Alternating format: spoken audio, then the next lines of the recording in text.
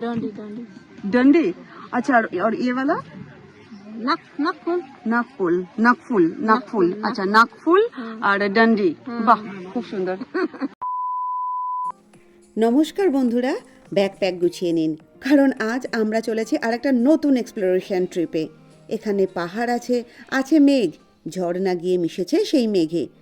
আদিম অকৃত্রিম জঙ্গলে ঘেরা প্রকৃতি, আর সেই প্রকৃতির কোলে পাহাড়ি আদিবাসী জীবন। হ্যাঁ, ভারতের বুকেই লুকিয়ে আছে এমনই এক স্বর্গ, উড়িষ্যার কোরাপুট। চলুন ঘুরে আসি। Good morning Koraput. আজকে আমাদের কোরাপুটে প্রথম দিন। কোরাপুট ঘুরতে গেলে গাড়ি হোটেল আগের থেকে ঠিক করে রাখা ভালো হবে। হোটেলের ভিডিও অলরেডি আপলোড করে দিয়েছি, লিংক ডেসক্রিপশন বক্সে। ট্রেন লেট করায় আমরা স্টেশনের রিটায়ারিং রুমে রাত কাটিয়েছি। সকালে ফ্রেশ হয়ে প্ল্যাটফর্ম থেকে বেরিয়ে উল্টো দিকে চায়ের দোকান পেলাম, আর চা শেষ হতেই গাড়ি হাজির। Now let's journey begin. এখন হচ্ছে সকাল 8:15। কোরাপুট স্টেশনকে বাই বাই জানিয়ে বেরিয়ে পড়লাম গাড়ি নিয়ে। আর এখন আমাদের ব্রেকফাস্ট হয়নি আপাতত। ধ্রুব, খিদে পেয়েছে? কি খাবি রে, সাউথ ইন্ডিয়ান নাকি লোকাল ফুড? রাস্তার পাশেই এক দোকানে ড্রাইভার দাদা গাড়ি দাঁড় করালেন। সকালের সব রকম ভাজাভুজি খাবারই এখানে মিলবে, pocket friendly, tasty and fresh. Hotel আলিশানে এলাম। এখানে এখন বাজে 8:35। এই হনুমানটা আমার সঙ্গে যাচ্ছে, পিছনে থেকে বলে গেছে লেজবিন হনু। আমরা আপাতত চেক ইন করছি। একেবারেই তর সইছে না, লাগেজ হোটেলের রুমে কোনো রকমে রেখেই বেরিয়ে পড়লাম। তোপচাচি জার্নিটার কথা মনে পড়ে যাচ্ছে।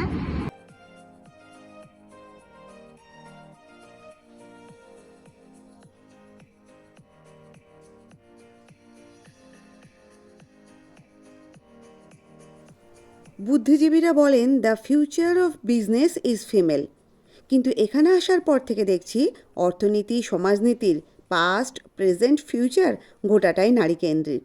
And as a female blogger, তাই মনটা সত্যিই ফুরফুরে হয়ে গেল।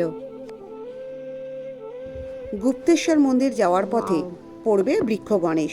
এটা আমাদের আজকের প্রথম গন্তব্য। মানে আসলে এটা একটা জাম গাছ, আর এই জাম গাছের যে কাণ্ডের নিচের অংশটা আর গোড়ার শিকড়ের উপরের অংশটা, সেটা অনেকটা গণেশের মূর্তির মতো লাগছে দেখতে। এখানে অনেকে পুজো করছে দেখতে পাচ্ছি, এখানে অনেক উপকরণ বিক্রিও হয়।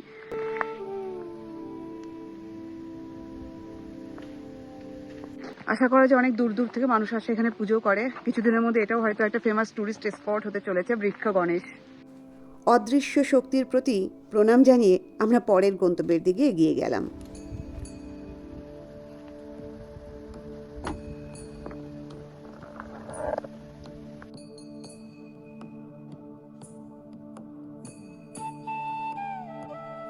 আজকের দ্বিতীয় গন্তব্য গুপ্তেশ্বর মন্দির।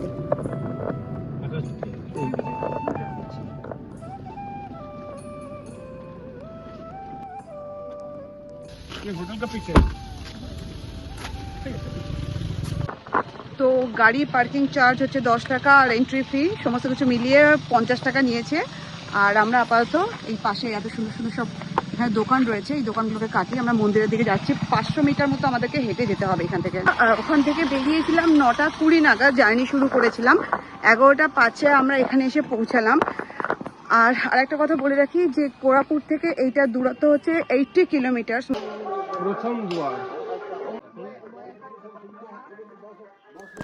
কত শত বছরের এই অরণ্য আর এই প্রাকৃতিক পাথুরে গুহা মন্দির।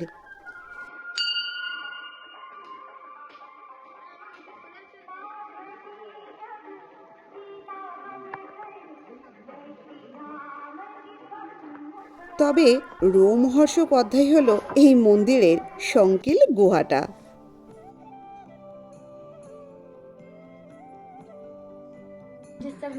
সাম্য রীতিমতো বসতে বসতে তবুও যাবে ওখান থেকে। Bapi, you can do it. You are our titanium man. Thank you বেটা।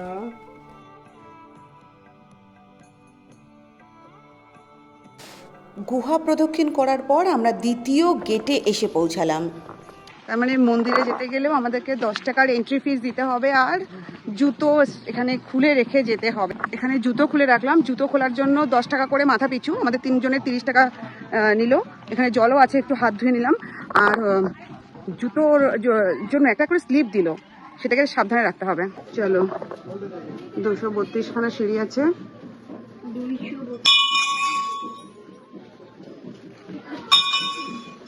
ধীরে ধীরে চলো বাবা।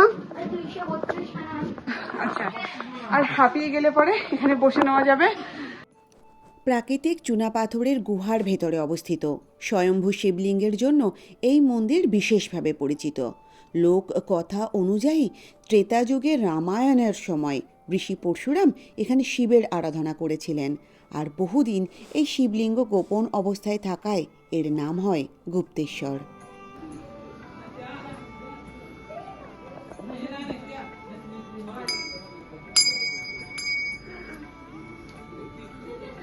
এখানে একটা গুহার মধ্যে এমনটাও বিশ্বাস করা হয় যে এই শিবলিঙ্গটি প্রতিনিয়ত একটু একটু করে বৃদ্ধি পাচ্ছে। जो गांव का नाम है रामगिरी और ये जो पहाड़ है इसका नाम है गुप्तेश्वर पहाड़।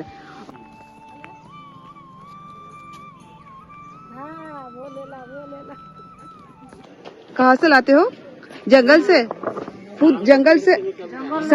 साल पेड़ से निकलता है, पर क्या आप लोग खुद निकल कर लाते हो? तो फिर हम खरीद के रखते हैं। खरीद के रखते हो। और लाते कौन है?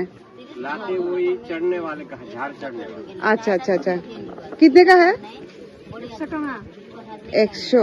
अच्छा, और ये छोटा वाला 50 का। ये जो है हमें डंडी कोई डंडी डंडी। अच्छा, और ये वाला নাকফুল। আচ্ছা, নাকফুল আর ডান্ডি। বাহ, খুব সুন্দর।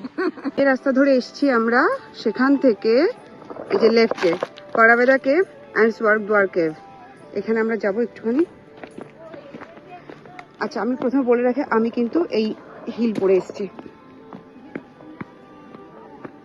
গুপ্তেশ্বর মন্দিরের খুব পাশেই রয়েছে স্বর্গদ্বার গুহা। এটা প্রাকৃতিক শিলার গঠনে তৈরি এক সংকীর্ণ ও রহস্যময় প্রবেশপথ। মানুষ বিশ্বাস করে যে এই গুহাপথ দিয়ে প্রবেশ করলে নাকি স্বর্গের দ্বারের প্রতীকী অনুভূতি পাওয়া যায়। आप यहाँ पर रहते हैं हमेशा? ওকে, এখান থেকে মন্দির রয়েছে আর এখান থেকে যেতে হবে ওখানে। না না না, যাবো না আমি একা একা।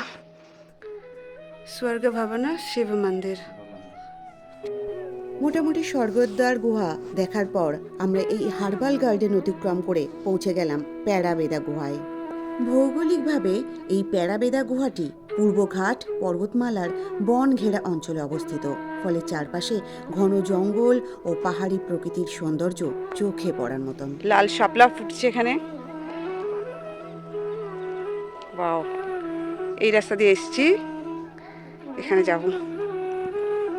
দেখো পাহাড়টা, দেখো কি বিশাল। এই প্যারাবেদা গুহাটি মূলত চুনাপাথরের গঠনে তৈরি, আর এর ভিতরে রয়েছে প্রাকৃতিক শিলাস্তম্ভ, সরু পথ আর অন্ধকার গুহামুখ। সমস্ত কিছু মিলিয়ে এটা অভিযাত্রী এবং প্রকৃতি প্রেমীদের কাছে ভীষণই আকর্ষণীয়।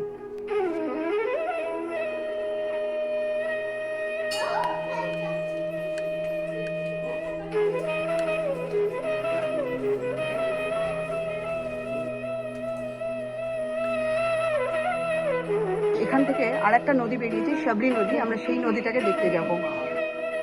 প্যারাবেদা গুহা থেকে বেরিয়ে শবরী নদী যাওয়ার পথে আপনারা চাইলে কিছু স্থানীয় খাবারও চেখে দেখতে পারেন। এই যে দই, আর এগুলো কি ডুমুর না? আচ্ছা আচ্ছা,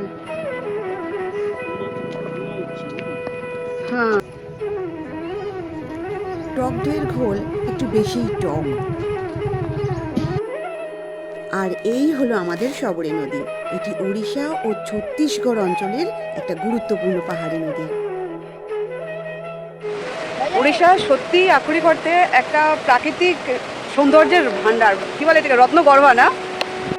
পুরাণ এবং লোকবিশ্বাসে শবরী নদীর নাম জড়িয়ে আছে ভক্ত শবরীর সঙ্গে, যিনি রামায়ণে ভগবান শ্রীরামচন্দ্রের পরম ভক্ত হিসেবে পরিচিত। মারাত্মক স্রোত আছে নদীতে। জানি এরকম পরিবেশ ছেড়ে উঠে আসতে মন একেবারেই চায় না, কিন্তু এদিকে বেলা গড়িয়ে গেছে আর খিদেতে পেটে চোচো করছে। অতঃপর ড্রাইভার দাদাকেই দায়িত্ব দেওয়া হলো একটা ভালো রেস্টুরেন্টে নিয়ে যাওয়ার, অ্যান্ড নো রিগ্রেট। সত্যি কথা বলতে কি, রাস্তার দুপাশের সৌন্দর্য দেখে এতটাই বিমোহিত হয়ে পড়েছি যে এ কথা বলতে কোনো দ্বিধা নেই। Not destination, only journey is the most important. আর এখানে যে নদীটির সঙ্গে তাল মিলিয়ে আমরা চলেছি তা হলো মাছকুন্দা নদী। অনেকের মতেই এই জায়গাটি হলো উড়িষ্যার সুইজারল্যান্ড।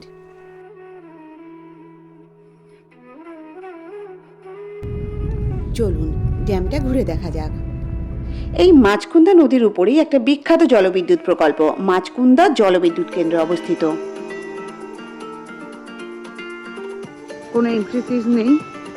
ওয়াও, বাবা বাবা বাবা, কি দারুণ না? আর এখান থেকে অন্ধ্রপ্রদেশ উড়িষ্যা উভয় রাজ্যেরই বিদ্যুৎ সরবরাহ হয়। বাপরে, ড্যাম কিরকম ঢেউ আর গর্জন, আর দুই পাশে ঘন জঙ্গল, এত পরি উঠছে এখানে। আর এই পাশে নদীটা, অ্যাকচুয়ালি এটা হলো মাছকুন্দা নদী।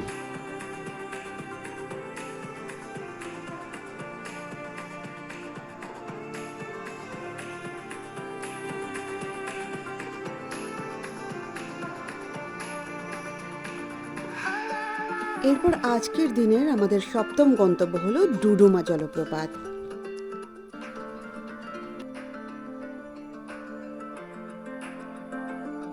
এখানে আমাদের এন্ট্রি ফিস নিল 40 টাকা। এখানে একটা ক্যাফে রয়েছে, ক্যাফে ডুডুমা। বাহ, নিশ্চয়ই এখানে লেখা রয়েছে ডুডুমা জলপ্রপাত, ডুডুমা ফলস ডিটেলস। এখান থেকে যাবো, যে দূরে শব্দ শোনা যাচ্ছে, রেস্ট্রিক্টেড এরিয়া। অন্ধ্রপ্রদেশ আর উড়িষ্যা বর্ডারে অবস্থিত এই ওয়াটারফলটা। আর সত্যি কথা বলতে পাহাড়, সবুজ জঙ্গল ঘেরা, এটা একটা যেন অলৌকিক অভিযানের মতো লাগছে। ছবিটা দেখো, আর আকাশটা দেখো, সূর্যটা দেখো, মেঘটা দেখো, কাকে ছেড়ে কাকে দেখবো, হোয়াট এ কম্বিনেশন।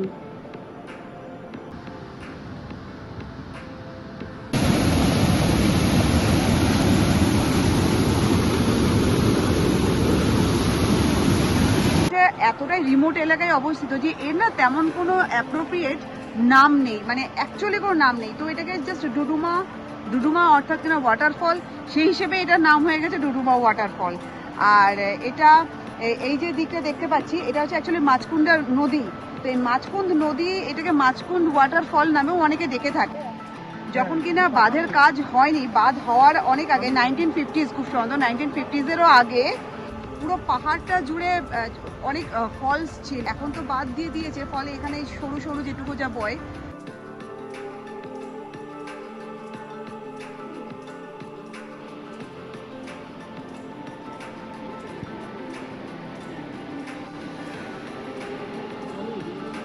সূর্যি মামা এদিকে পশ্চিম আকাশে ঢলে পড়েছে।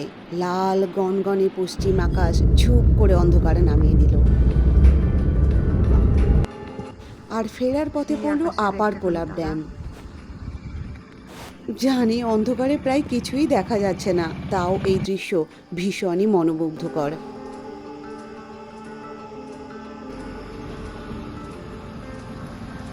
আজকে সারাদিনের শেষে আমরা সবাই ক্লান্ত বিধ্বস্ত। আমাদের দেখা হচ্ছে আগামীকাল সকালবেলায় আবার ফিরে পরবর্তী ডেস্টিনেশনগুলোকে নিয়ে। দারুণ মালাই দেওয়া চা খেয়ে মনটা ফুরফুরে হয়ে গেল। আর সেই সঙ্গে আমাদের কোরাপুট ভ্রমণ বৃত্তান্তের গল্প এখানেই ফুরলো। ঘুমন্ত বাচ্চা, পায়ের জুতো নেই। বসো, এখানে বসো। স্মেল আসছে দারুণ। এখানে ফোনপেও রয়েছে। সকলে ভালো থাকবেন, সুস্থ থাকবেন। ভালো লাগলে অবশ্যই আমাদের ভিডিওটিকে লাইক এবং সাবস্ক্রাইব করতে ভুলবেন না।